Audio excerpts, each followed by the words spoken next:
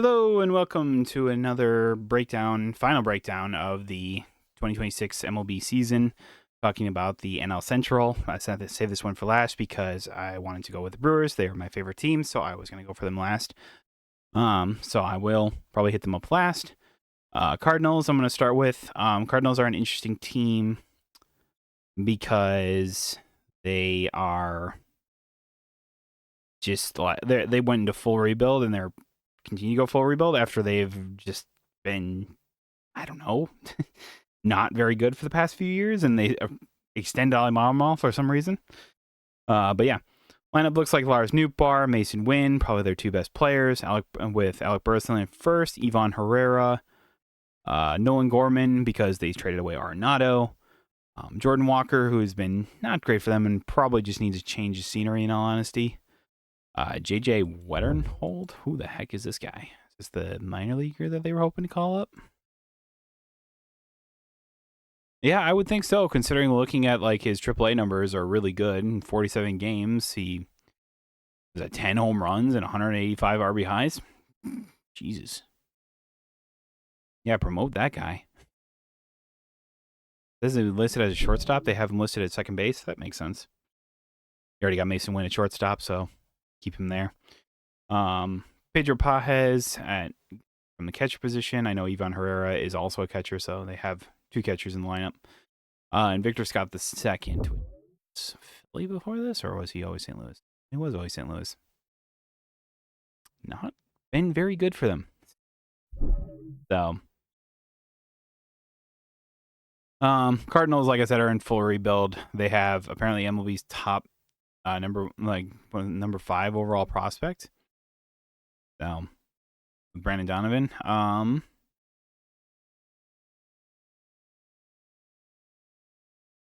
Yeah, they are just in full rebuild. Looking at the rotation, they have Matthew Liberatore, Dustin May. They signed Dustin May. I didn't realize that. Andre Pentier, Palenti, Michael McCreevy, and Kyle Leahy.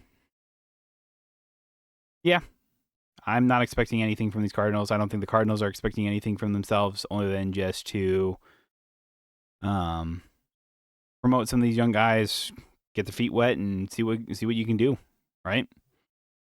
Kind of feels kind of what it feels like. So we'll see what the Cardinals maybe trade away or what they're hoping to. I mean, I feel like Nootbaar is probably going to be under there. I think the only guy that's probably untouchable for this team is probably Mason Wynn.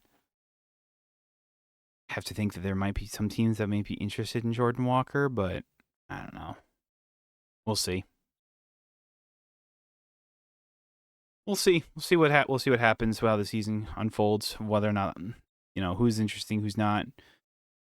For the Cardinals, are they going to be buyers? Are they going to be sellers? Probably going to be sellers, but you never know. It seems like they've gone into full rebuild and they're okay with that. Then we got the Cubs. The Cubs have Michael Busch at leadoff spot, which I think is still insane that they have him at the leadoff. But it's what they did last year, and I guess it worked out so well for him. I just don't know why you'd put I would rather put like Seiya Suzuki or Nico Horner, guys who just hit singles all the time. But so Busch, we have first base. Wonder if he'll actually hit against lefties this year. I'd have to. Then their big acquisition was Alex Bregman. Signed him, which kind of leaves Matt Shaw a little bit kind of like, where do you put him? There was a lot of people thinking that, they might trade Nico, but Shaw and where Nico is at, but that just didn't happen. Ian Happ, I think probably the longest tenured Cub on this team so far, right now. Maybe Swanson. Well, no. It probably is Bregman. It probably is Happ. Seiya Suzuki's going to be playing right field instead of being DHing most of the time, as he'll retake over right field after the loss of Kyle Tucker. Pete Crow Armstrong in center field. No surprise there. Nico Horner batting that lineup, small in the lineup, is kind of interesting. Moises Belisarios, I think is another one of the catchers. Evan DH, he was okay for them. Swanson at short, and then Carson Kelly behind the plate. Yeah, I mean, it is fine.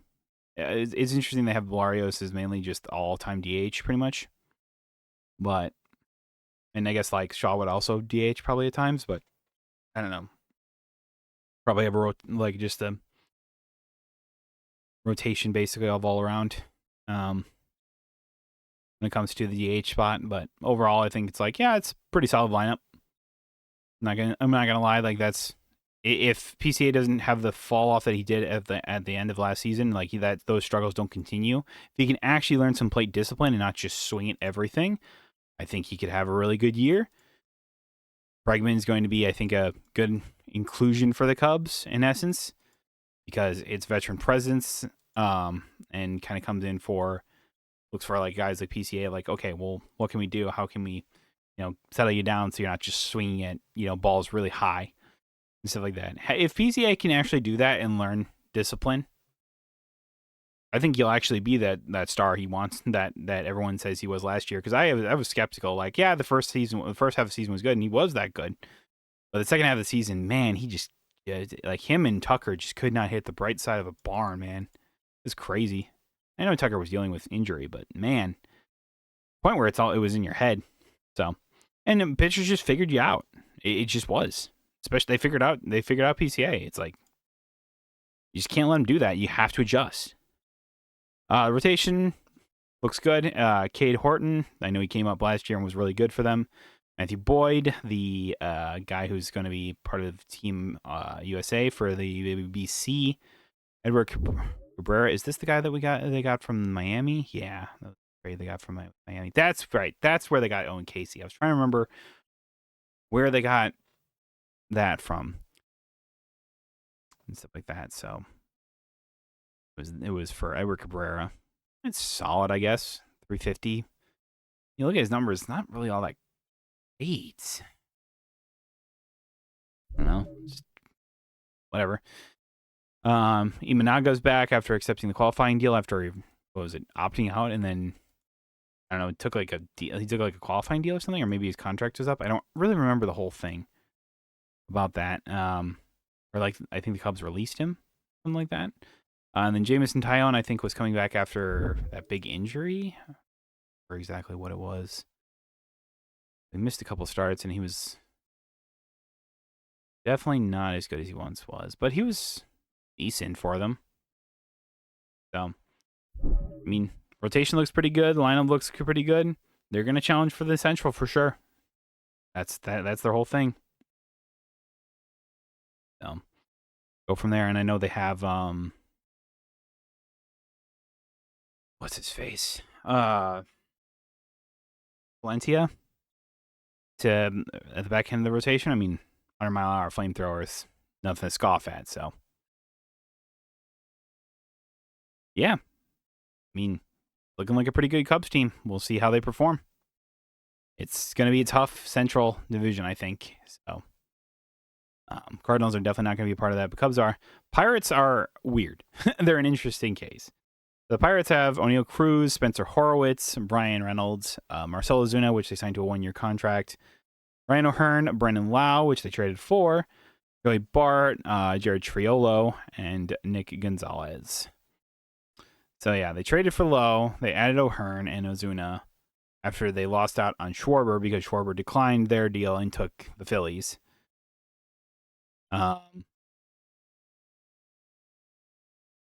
And it's like, and they're saying here, and it's like with spring training and kind of going about or whatever, Connor Griffin has looked good, and he's the number 1 overall prospect in baseball. So it's like, does he make the opening day roster? I see there's no reason not to, but, we'll see what happens there.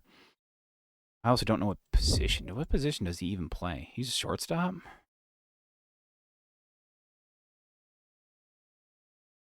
I mean, good in Double-A. Are you really just going to promote him straight from Double-A to the majors? I'd have to think he's probably going to start in Triple-A. I know he's been doing really well in spring training, but that's not always the indicator when the regular season starts, and definitely could be case for him not to. So I'm going to probably say no. He's probably not going to make the opening day roster. It might be a little bit before Connor Griffin makes his way to the majors, but if he's he starts the year in AAA and is absolutely tearing it up, I think the Pirates would be stupid not to promote him.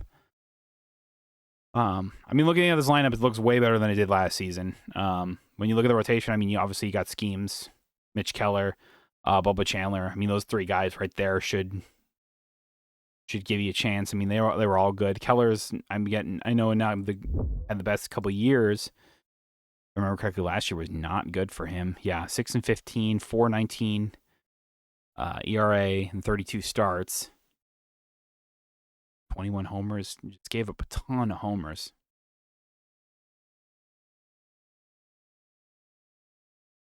Wow. Hey, look at, they always talk about Mitch Keller being really good. And then I'm sitting here going just like, man, I look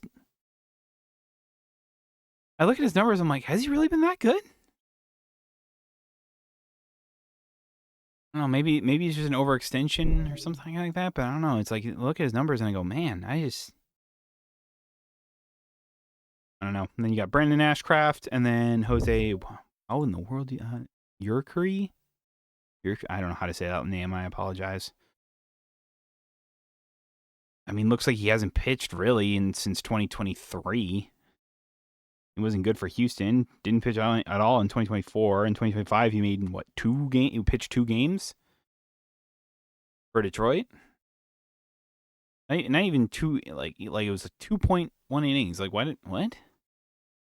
Has he been hurt? I don't know anything about this guy. Playoff tested veteran. Like they make it sound like this guy's like the savior to their thing or whatever, and I go, man.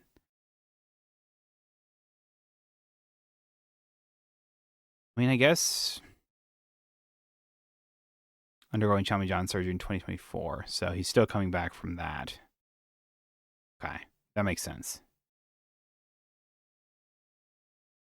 I mean, sure.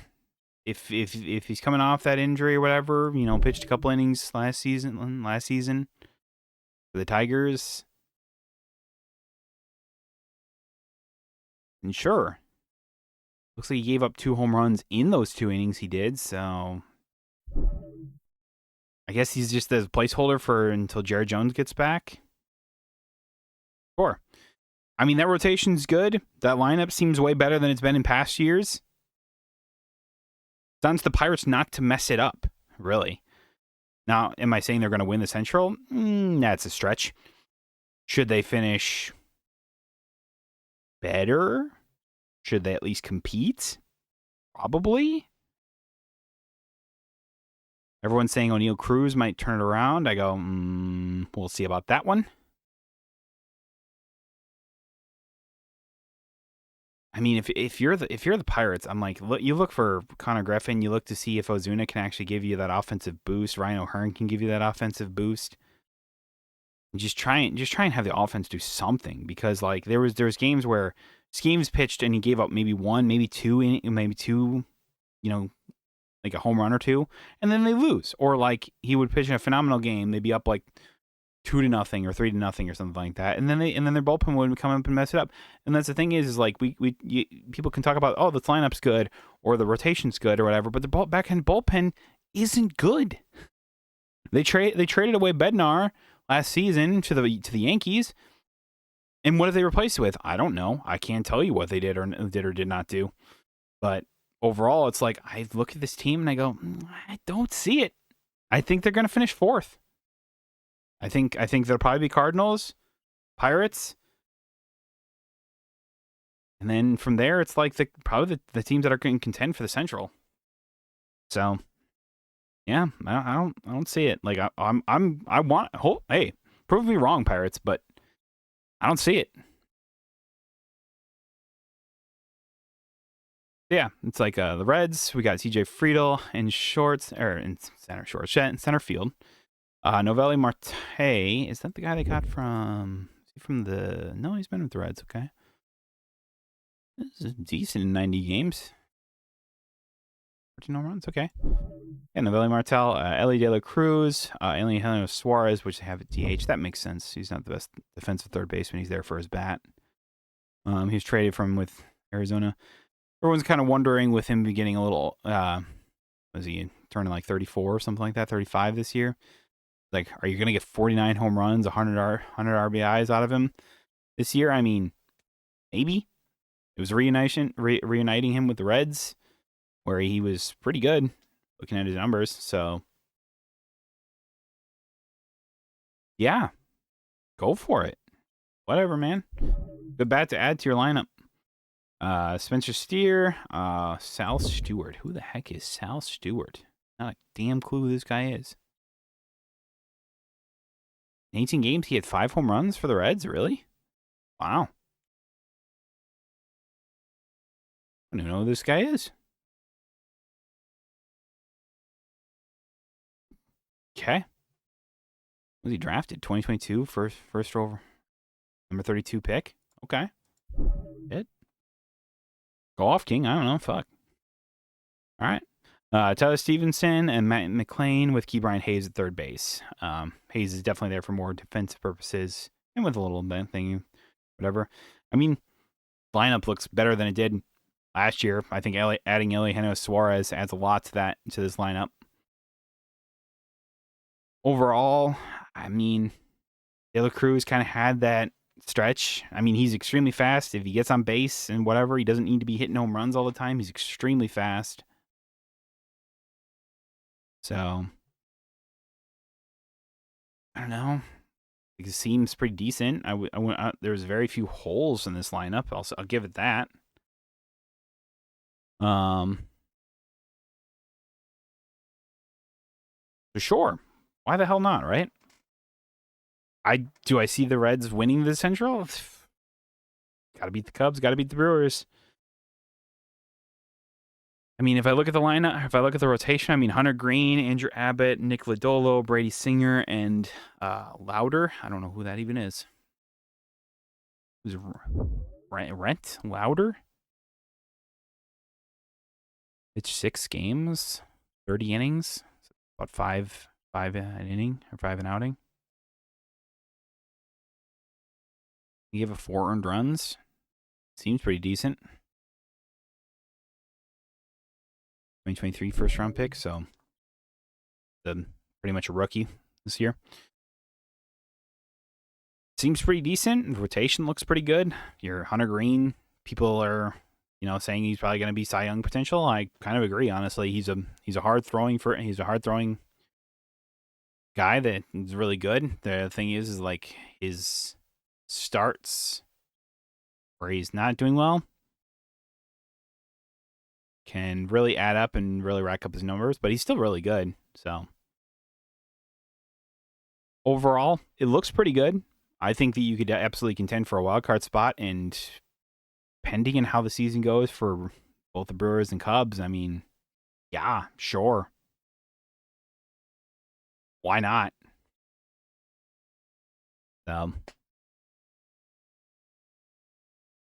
Yeah, I see nothing wrong with like contending with this. Do I think they're going to win? Probably not. I think the Cubs are probably better. I think the Brewers have proven time and time again that they can be that team and stuff like that, and they have guys, man. They got guys, and not that saying the Reds don't have those guys, but I think the guys that the Brewers have are a little bit better than these guys, than the Reds. So. But we'll see. We'll see. I think adding Suarez might end up having more of an impact on this team than I've realized. Like adding the extra power bat, especially if you put Elio Cruz and he gets on base in front of Eugenio and stuff like that, with like Friedel or Marte also doing the same thing. I mean, this team could just run amok, basically. Like, and it's like I said when the Reds hired God, I can't think of it. Tito. Why can't I think of the manager's name for? Is that he was really good. He was really good for the Guardians. Basically, he was really good in Cleveland. You know who I mean, right? That I was like, oh shit, the Reds have a legitimate threat. Like because part of the reason why I think the Reds have kind of been disappointing is that their manager's not been the greatest or whatever. Now you have a proven. Francona, Terry Francona. That's what his name is. Guy that continually does it with these teams or whatever. It's like they're a threat. The Reds are no longer a joke anymore, man. So that's pretty much what I'm going to say there. All right, and then the final team is my favorite team with the Milwaukee Brewers. This team, I was over the moon with the Brewers last season like that, so I kind of got to take a little step back for this season and just kind of go like, let's just have a decent season, and everything like that.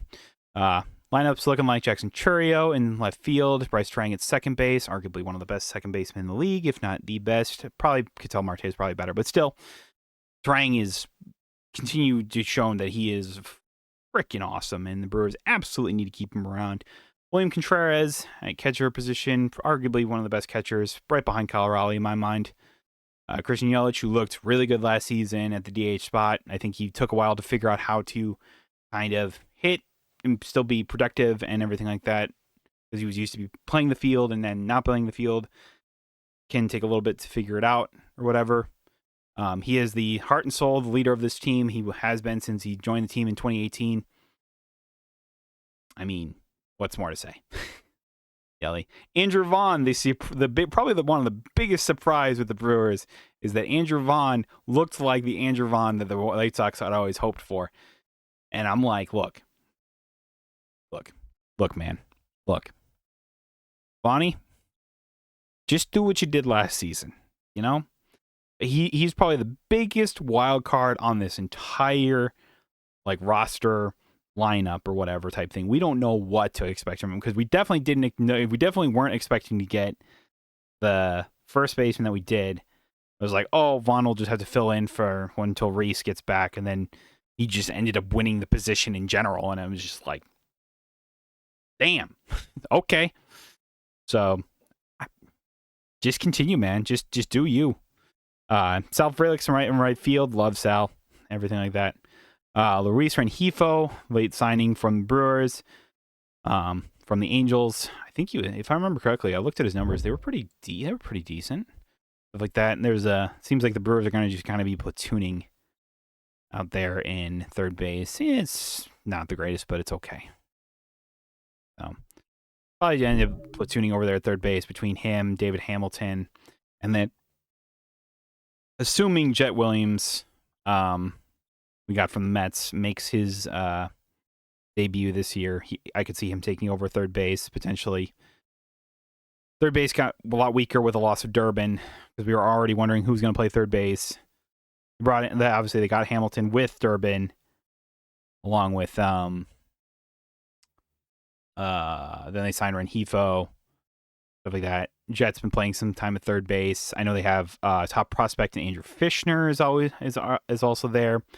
He's been kind of playing since in spring training, so we'll see what goes on. Garrett Mitchell in center field. I really need him to stay healthy if he wants to continue to be the starting center fielder. He's been really good. The 2024 season was really good and everything like that. The Brewers love him. The fans love him, type thing. He just needs to stay healthy. He just needs to keep going and everything like that, and he'll have a phenomenal year. Probably be in there against righties, and then probably Perkins will be in there against lefties. If I had to guess or whatever. And then Jory Ortiz out there in shortstop. We know what we're going to get with Ortiz. Probably, I just need him to hit a little bit better than he did last year, and which isn't really saying a whole lot considering he had the lowest OPS of any qualified batters in major leagues last year. So I just need him to just decently hit, Really what it comes down to. And the thing is, if Ortiz doesn't, you got Jesus Mate on the way. Jet Williams can play shortstop. There's guys that can replace you, and I know Ortiz feels that, but it should motivate him to play a little bit harder, man. But we know what he's gonna get. We know we're gonna get defensively from him, and it's Gold Glove caliber in my mind. He's Gold Glove caliber player in my mind. So that's the lineup. I think it's very underrated. Are there some holes? Yeah. Rengifo, Ortiz, absolutely. Mitchell, wild card. Vaughn, kind of a wild card. But overall, it's like Contreras, Turang, Chourio, Frelick. Like, we'll know what we get from those guys, and they'll set the tone. Murph will, you know, shape this team up and everything like that. I love the promotional stuff they've been kind of doing or whatever. I love the little speech or whatever. It's like throw away the egos. We're here to play baseball, and if you're here to play baseball, we're gonna win a lot of games. And that's the style Murph's been going for, man. He likes his players. He knows what players he wants, and he knows what players he likes, and he sticks with them. Type thing. That's what Jet Williams is. And everything like that. So that's what David Hamilton is. Not a ton of power. That is a concern though for this lineup. It's like not the greatest power, but the way that Chourio has been, Chourio has been great in his first 2 seasons. I need him to step up and be that superstar. Like 2020 season, great. Let's try and make it a 30-30 season now. Let's try and do that and stuff like that. And just for the love of God, please let that hamstring not be a main concern for Chourio. It's like I want him to run. I want him to run on a hamstring and stuff like that. And putting him in left field will be a lot better than putting him in center field. Now, will he probably take some games in center on occasion? I wouldn't doubt it, but I think the idea is to keep him over in left field. So it's not a ton of running because he's not the greatest defender. I mean, he's solid outfielder, but it's like I would rather put Frelick out there in center if we need to for a game and then throw whatever. But if in essence, I'm like, just put Perkins out there in center if they need to or whatever type thing. Or you can throw Jet Williams in center because he's played center and stuff like that. So it's like I think the Mets already kind of had him playing center field before he was traded to the Brewers. So yeah, that's kind of where it's at for lineup wise. The bench is going to be kind of interesting.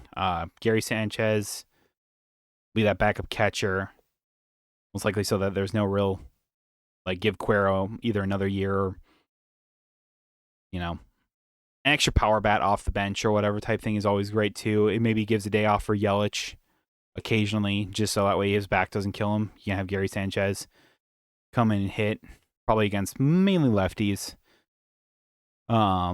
That was always his thing. Great power bat off the bench. Why the Brewers brought him in a couple years ago to do the same thing. So probably going to follow the same suit as he did a couple years ago, and I think he knows that too.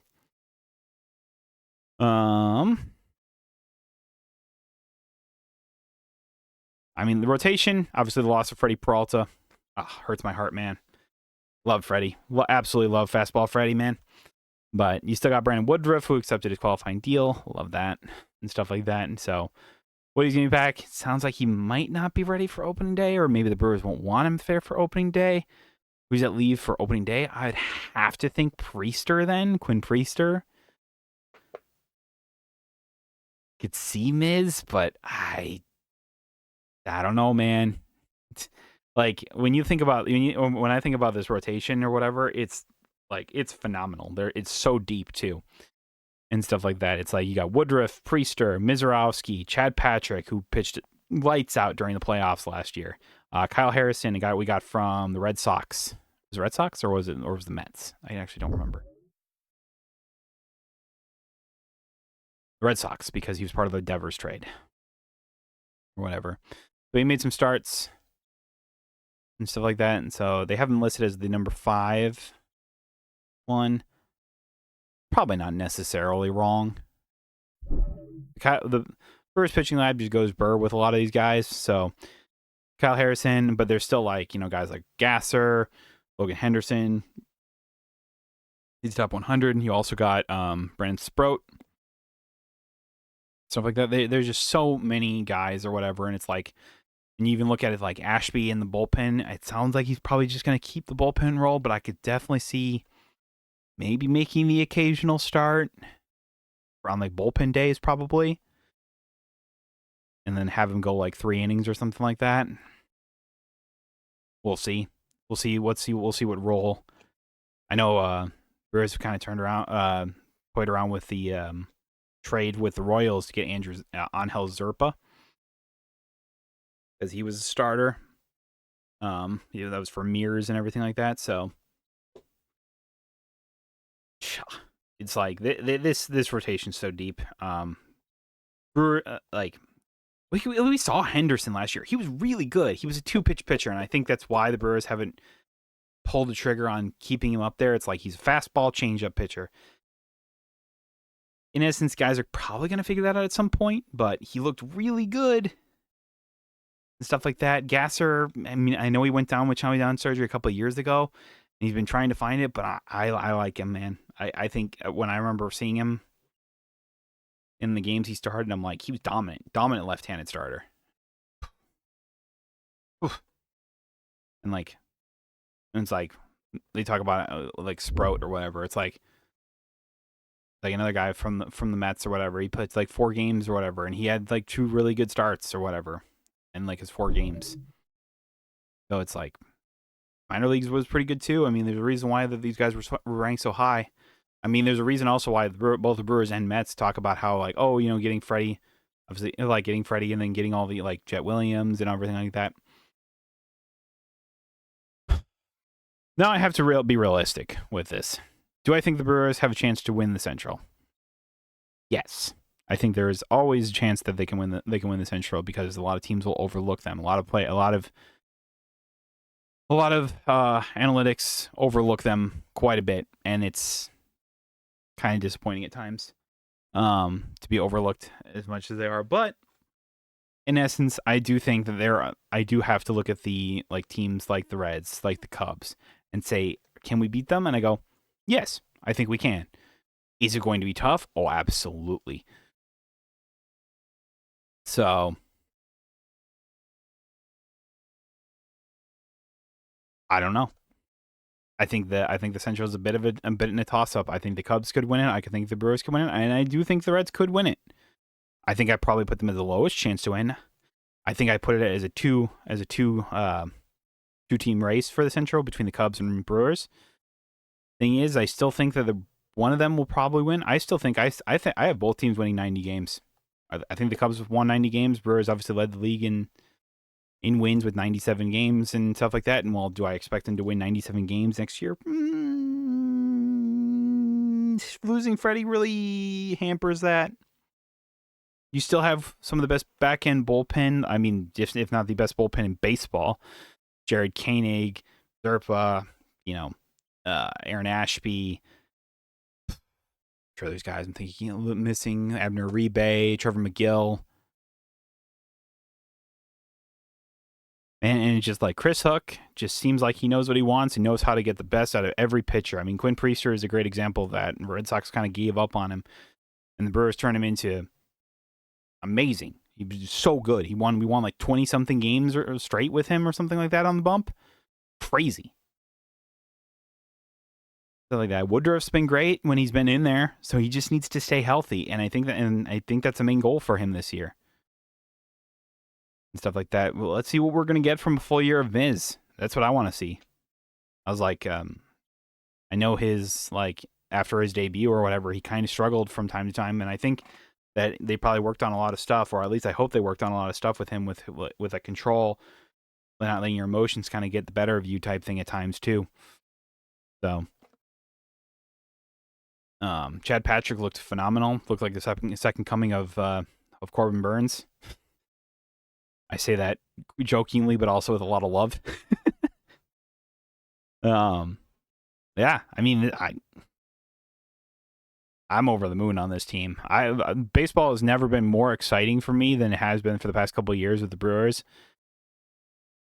And I see no reason why that can't continue this year. I can't wait for teams to just, it's like what was it? I remember when the Brewers were facing the Dodgers in regular season, the announcers for the Dodgers talked about it's like we shouldn't be surprised by the Brewers anymore. It's like they do this year in, year out type thing. They're always competitive. They're always there, but just because they don't spend the money like the Dodgers do, or some of these bigger teams, doesn't mean they don't have talent and stuff like that. And I agree. I mean, Terang's in playing for Team USA, and until Bregman committed to the team, he was going to be the starting second baseman. Starting second baseman, he hit 10 home runs in all of August. He's proving to be just a breakout star, and Frelick's been really good or whatever, and Churio's just been amazing, and I don't see why he wouldn't continue to be really good. Stuff like that, and even if this year doesn't really necessarily pan out the way we're all hoping, as long as we can have something to go off of for next year, whether it's Jet Williams or what I'm looking forward to in years coming is looking for Jesus Made. I was like, I watching him play in spring training. Ooh, so good. Love it. So, yeah, this team. I was like, this team. My very biased mind tells me yes. Brewers are winning it all. Brewers are winning the Central, and hopefully making a better push than they did last season. Like beating the Cubs was great. Needed to actually show up against the Dodgers though. That would have been lovely. So, yeah. But that is every team in Major Leagues with that. So thank y'all so much for watching all of these. If you watched all of them, phenomenal. Thank you. I've talked about how, yes, I am not an expert on baseball. I am just a huge fan and generally know most teams and everything like that, or, keep up with some of the bigger players. I don't know all the big prospects or anything like that, but when it comes to the Brewers, yeah, I've kept up with the team for long enough that I do know. So, yeah. But again, thank you all so much for watching. Be sure to listen to the podcast and everything. I might, I was like, WBC's right around the corner. Watch it. It's probably going to be really good. Team USA looks really good. There's a lot of really good teams. Team Japan, Team Venezuela, stuff like that. It's going to be tough teams. So, again, thank y'all so much for watching. And I'll see y'all next time. Bye-bye.